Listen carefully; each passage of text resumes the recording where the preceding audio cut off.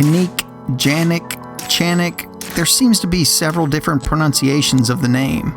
And as a resident of the great state of Alabama, home of the King's English, where we are always worried about proper pronunciation, dialect, vernacular, and all linguistics in general, I'm going with Canik. Feel free to correct me in the comments section. I'm not going to sit here and pretend I'm an expert on the Canik series of handguns, but I can tell you what I like. A couple years back, a buddy of mine bought a new truck gun and brought it to the range. He said it was affordable and really nice. It was a Canik TP9 SA, and I was blown away at how good it actually was. When he told me the price, I was shocked. Later on, I purchased my first Canik, and it was a TP9 SF Elite, and I have been extremely impressed with that offering as well. Canik has been packing a ton of high-quality features into a solid, affordable package for a while now, but it really impressed me when they introduced their top-of-the-line model with upgrades done by Salient. Salient is known for upgrading Glocks and delivering price tags north of the $2,000 mark. While their guns I've had the opportunity to handle have always seemed very impressive and huge upgrades on the standard Glock, to me I was just never sure that they commanded the price tag that accompanied those upgrades. After all, it's still just a Glock. When I heard there was a new Canik with Salient parts, I was worried it would break the bank and ruin one of the greatest things about Canik, a great gun at a great value. While the full MSRP on the Elite Combat may be around $800, you can easily find them for much cheaper than that, and at the time this video is being put out, I found several on GunBroker for right at the $650 mark. So that means they took something that was already good, made it better, added some options and features from an ultra high-end company, yet still offer it at a great price. We ran this thing for well over 1,000 rounds, suppressed and unsuppressed, with and without an RMR. We'll talk about how it did, but first let's take a look at some of the features that come on the new flagship Canik.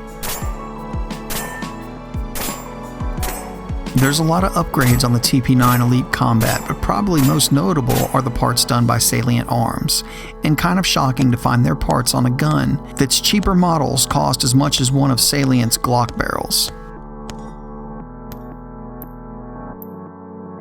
Speaking of barrels, the barrel in the Combat Elite is done by Salient. It's fluted, threaded, and has a target crown, with a pretty beefy thread protector and is nitride coated. The barrel seems to be plenty accurate. Personally, I do wish it wasn't the 13.5x1 thread pitch, but that's definitely not a deal breaker. Salient also did the Magwell, and this thing is pretty cool. It creates a nice funnel that should help with and speed up your reloads.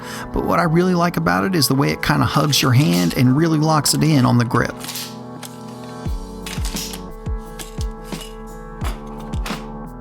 I've always been really happy with the grips on the Canik lineup, but this one is spectacular, and I think that is mainly due to the Magwell. It just gives you an extra secured, locked-in feel. The sights are also done by Salient. The rear has some nice serrations on the back to break up glare, and there's also a very generous flat front edge should you ever need to do any one-handed manipulations. The front sight is fiber optic and extremely bright and easy to pick up during daylight hours. These sights work great and add to the accuracy of the TP9 Elite Combat. That's pretty much it for Salient, but Canik has done some great things as well. As best as I can tell, this is the same fantastic trigger that you will find in the TP9 SF Elite, just with a flat face, and this model is made of metal instead of the normal plastic.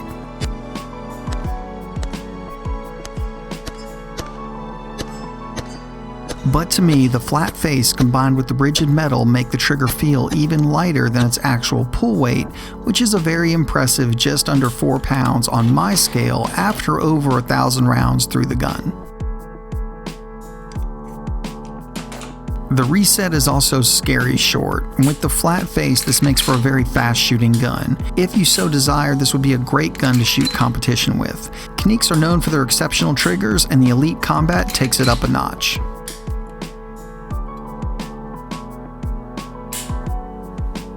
The magazine release is nice and large and is also swappable without removing the assembly from the gun.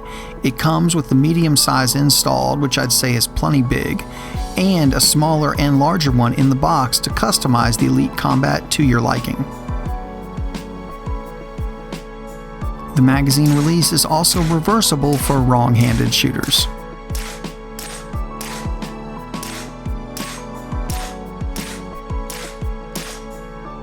The grip feels really good in the hand. It has recesses around where the web of your hand goes, and it gives it a slimmer feel that I like. It has a good mix of textures all around, and I've already said that I really like the way the Magwell feels too.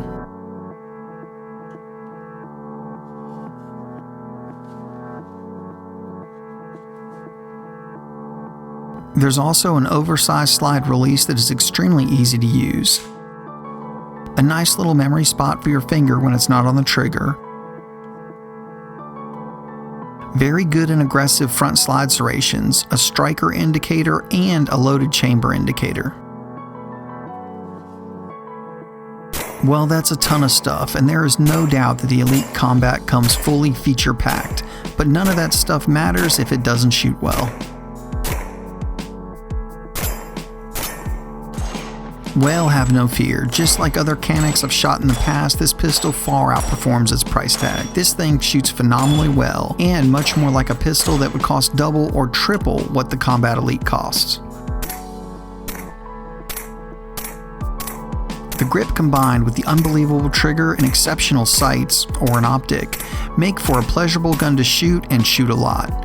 Everyone who touched this thing was just blown away about how good it feels in the hand, the trigger, all the upgrades, and then of course the cost.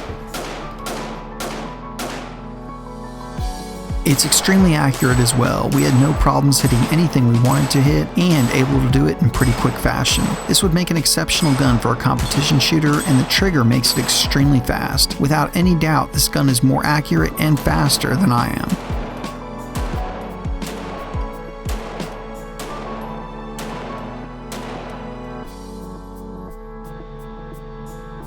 We shot it suppressed, and it suppresses very well. We used the Dead Air Odessa and the Silencer Co. Mega 9K, and the Combat Elite ran great with both. We also shot it with an RMR, and this really brings this gun to life. With the quicker target acquisition of the RMR, it lets the shooter further use the features on the Elite Combat, and it really shines in my opinion with an optic installed.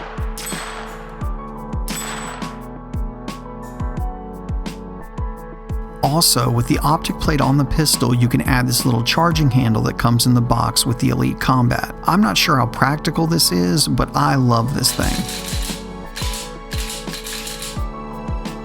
I shoot a lot of different guns, so I naturally use the slingshot method on reloads. And when you reach back to slingshot and you have this nice little charging handle to grab, I don't know, there's just something cool about it. I don't know if it would work in all conditions, but I like it a lot, and it's a nice little bonus that you get with the Elite Combat.